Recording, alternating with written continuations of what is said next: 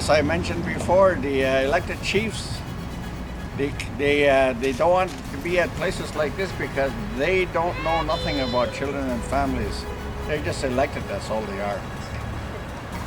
And we need the support of everyone who has had children apprehended to be in that courtroom so that we can set a precedent that the government will release the children and bring them back home to their parents. I'm Jacqueline Stump. I'm from the Chilcotin Nation. I'm representing all the mothers and families that have had their children removed from them from the province of British Columbia. I'm Advisor Jennifer Myers, former chief of the Chilcotin government.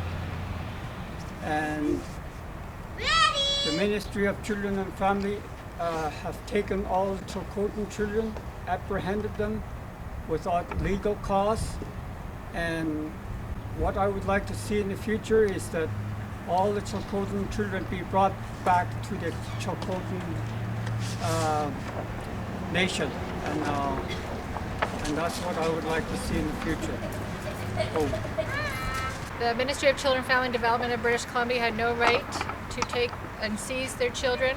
They do not have an agreement with the Chilcotin people and therefore have no right to seize and apprehend children of the Chilcotin people, and therefore that is termed kidnapping by the laws of Canada. It is also kidnapping by the laws of the Chilcotin people. The Chilcotin people have abrogated the laws of British Columbia when it came to the Ministry of Children, Family and Development's CFCSA. That has now been replaced by the Chilcotin Youth and Children's Act and the Chilcotin Youth and Children's Regulation. I'm the chairman of the Chilcotin National Congress. The Chilcotin National Congress is the organization of Chilcotin hereditary chiefs and their families. I too have been involved with the repatriation of all the young Native children who have been stolen by the province of British Columbia. The province of British Columbia, as I mentioned, has only one thing in mind, and that is to apprehend Native children, because each Native child is worth $300,000 to the province of British Columbia. Per year. Per year. So if you have 5 Native children that's been taken away from you, that's $1.5 million that the province gets from the federal government on your behalf. That goes to the province, and that covers all their deficits in the province of British Columbia. So that is the only thing the province is after. They're not here because they love our kids. They love Indian kids. If they loved Indian kids, they would have married an Indian guy and had some of their own. But they don't. Their objective is to grab those Native children and get some money from them.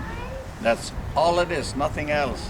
Sit Dorothy is the Chilcotin Slate. And John is that Chilcotin deal. But Tsuzel, no Catalan, Chilcotin is a lane. Then Chilcotin was Nikani Gan Dan, Chilcotin, Tanahia. I'm here in support for my brother. He went through the system. Okay, that is, you are a sovereign nation, and that belongs to the Chilcotin people. They have no jurisdiction, and they've admitted they have no jurisdiction. We had them admit that just last week, in writing, that they have no jurisdiction. But they're saying they don't need it. They can just come in and take your children anyway. I just heard, well, that was supposed to be the same way with us children. Yeah. What was her name? The social worker? Jamie Tanis. When she first came out, it was like the Gestapo. She was like pushing punches. It was like German Nazi coming to take away your child. And Charles went head to head with her too. She went into there. They got Sarah.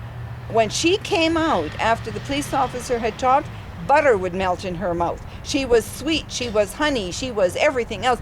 Oh, this is so wonderful, thank you, we're gonna da-da-da-da. And Charles says, yeah, we will see you again. But the lady that was gonna take that child was standing at the door. And I did eye to eye with her. And her and I, we locked eyes. And she knew that I knew what she was there for. and she did not get the baby. That was a victory. That was a victory because we had the law. Charles knew how to present it.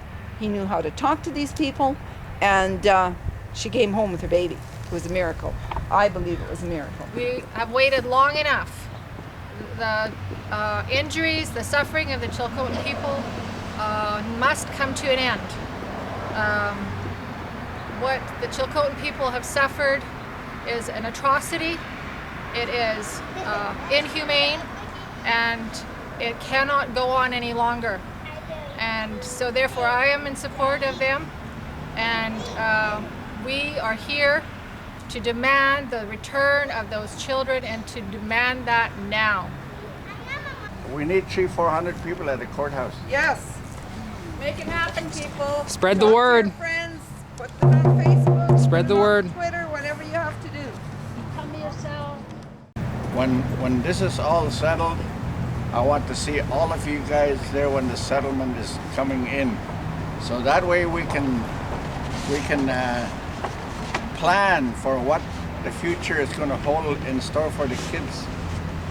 I really appreciate you all coming here. We were expecting a little bit more, but thank you all for coming.